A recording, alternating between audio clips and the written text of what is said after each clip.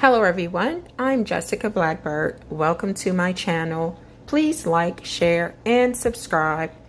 So you guys, Trump ex-advisor Steve Bannon has been convicted of contempt of U.S. Congress.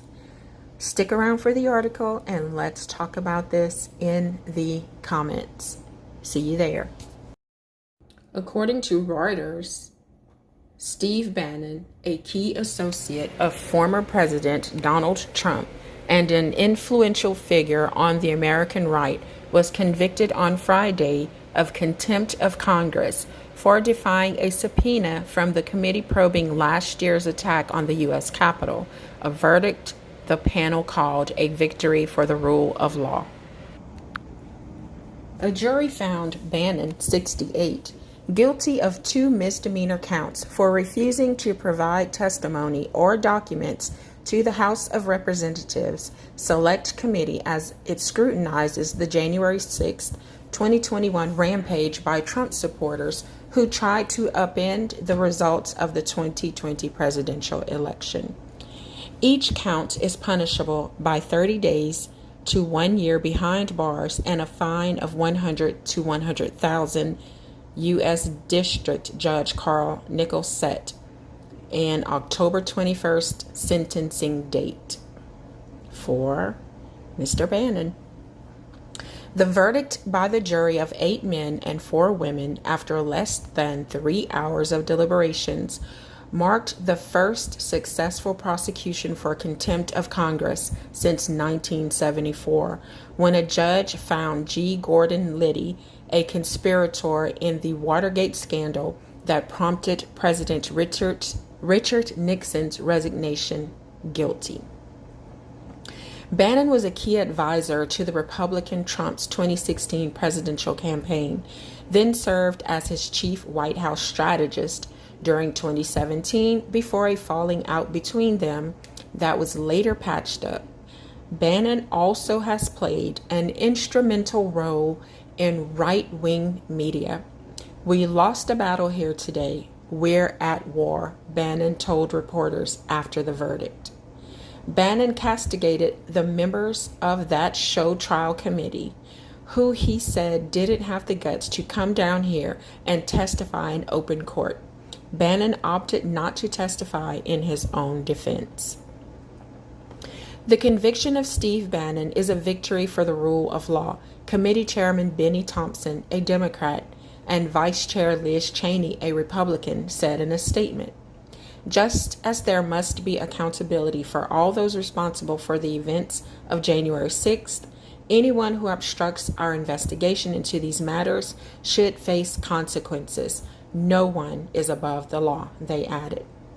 Bannon's defense team, in closing arguments on Friday, suggested that Bannon was a political target and painted the main prosecution witness as a politically motivated Democrat with ties to one of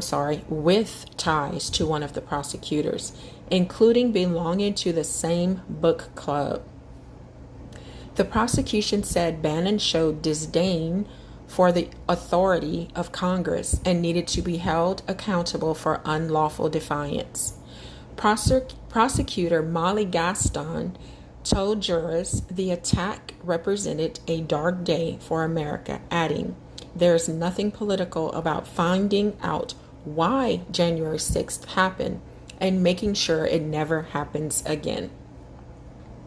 After the verdict, David Schoen, one of Bannon's attorneys, promised his client will have a bulletproof appeal. The judge limited the scope of the case Bannon's team could present.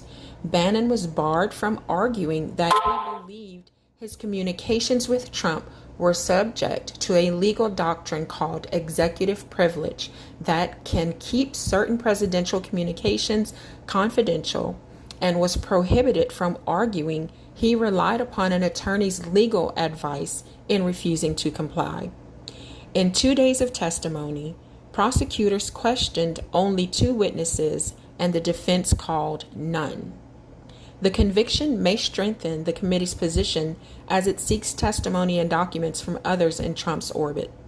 Trump last year asked his associates not to cooperate, accusing the committee of trying to hurt him politically. Several rebuffed the panel.